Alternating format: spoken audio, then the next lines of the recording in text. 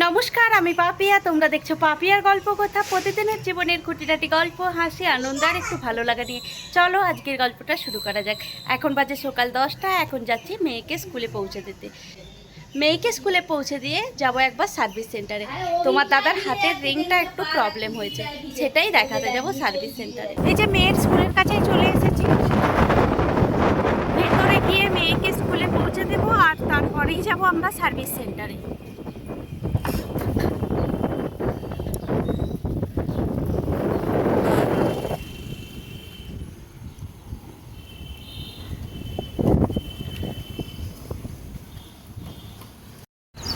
এই যে দেখছো সামনে দেব প্রকাশ, এটাই হচ্ছে মেয়ের স্কুল। চলো ভেতরে যাওয়া যাক, মেয়েকে পৌঁছে দিয়ে আসি।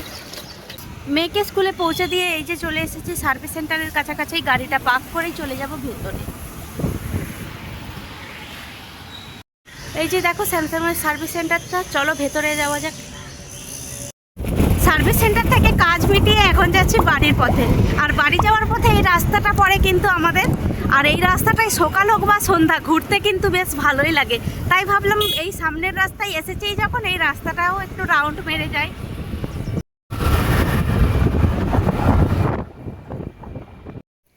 আমরা সার্ভিস সেন্টার থেকে বাড়িতে এসেছি। আর বাড়িতে একজন মাছের কাকু এসেছিল, সে মাছ নিয়ে এসেছিলো, ইলিশ মাছ। সেই ইলিশ মাছ নিয়েছে। আর এই যে ইলিশ মাছটাই আজকে দুপুরে রান্না করব বেগুন দিয়ে।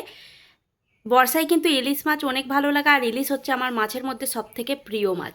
চলো যাই হোক, আজকে আমার প্রিয় রান্নাই হবে। চলো তাড়াতাড়ি করে নাস্তা খেয়ে এবার রান্নাটা সেরে নেব। দুপুরে রান্নাবান্না কমপ্লিট হয়ে গেছে। আর দুপুরে রান্নাবান্না করে তোমাদের দাদাভাই কালকের যে পার্সেলটা এসেছিলো বড়, ওটাই আনবক্স করছে। সেই জন্য বসে আছি ওটা কি আছে দেখার জন্য। বলেছিলাম কালকে একটা গাছই আছে এটার মধ্যে। এই যে গাছটা বের করুক, তারপরে তোমাদেরকে দেখাচ্ছি গাছটার ফাইনাল লুক। বাক্সটা থেকে গাছটা বের করেছে। আর তোমাদেরকে আগেও আমি দেখিয়েছি গাছ কিভাবে পার্সেলে আসে আর কিভাবে ওনারা প্যাক করে। এটা তো মনে হচ্ছে যে পাথরেরই টবে আছে। যাই হোক, গাছটা খুলুক, তারপরে তোমাদেরকে আমি দেখাচ্ছি। এই যে দেখো, এটা গাছটার ফাইনাল লুক। এই গাছটাই আজকে এসেছে। আর গাছটা আছে দেখো একটা প্লেটের মতন সরু পটে। ওভারঅল গাছটা কিন্তু খুব সুন্দরই এসেছে। এখন অনেকটা সময় হয়ে গেছে। এখন যাব মেয়েকে স্কুল থেকে আনতে। মেয়েকে স্কুল থেকে নিয়ে এসে খাওয়া দাওয়া করে সমস্ত কিছু পরিষ্কার করব, যেমন সাইকেল, গাড়ি, মেশিন সমস্ত কিছু পরিষ্কার করব। কালকে যেহেতু পুজো আছে, চলো এখন মেয়েকে নিয়ে আসি।